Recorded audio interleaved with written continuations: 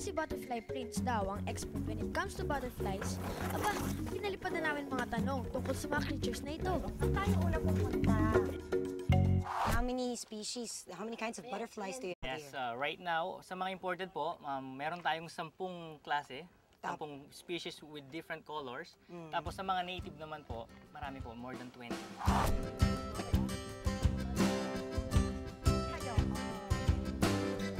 Saan po nanggaling yung mga butterflies dito? Nagbi-breed kami sa loob, pero konti yung ano namin kasi konti yung mga host plant.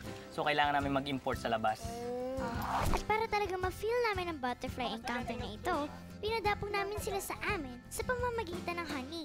Yung mga butterflies parang weird sila kung isipin.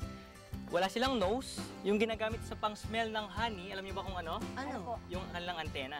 Oh! Yes! At alam niyo ba kung anong ginagamit nilang pang-taste sa honey na yan or sa nectar? po? Ano? Yung kanilang 6 legs, paa. Ayun ang pang-taste nila. Interesting fact about butterflies. Pero hindi lang po yan, ha?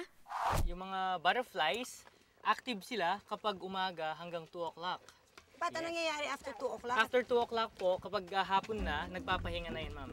Natutulog na po sila sa mga ornamental plants. So, hindi sila active kapag gabi. Di ba maraming mga myths about butterflies? Pag hinawakan mo daw yung butterfly, Yes. pag nagkusot ka ng mata, mabubulag ka. Yes. Hindi po siya totoo. Ma-irritate yung ano mo, pero hindi siya mabubulag po completely. Alam niyo po yung pinakamalaking butterfly sa buong mundo? Ano yun? Hindi ako, ang pinakamalaking butterfly sa buong mundo, yung tinatawag na Queen Alexandra's birdwing. Do you have that butterfly. here? Wala po. Matatagpuan siya sa Papua New Guinea.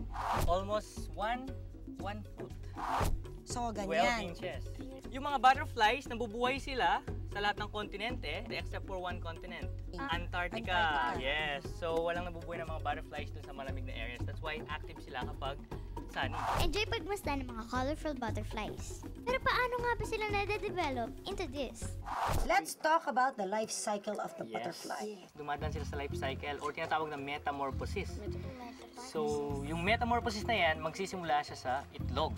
So, ganyan kalit yung itlog nila. Kapag color white na siya, meaning empty na siya, wala na siyang laman. Kapag naman dilaw pa siya at saka black, patay na?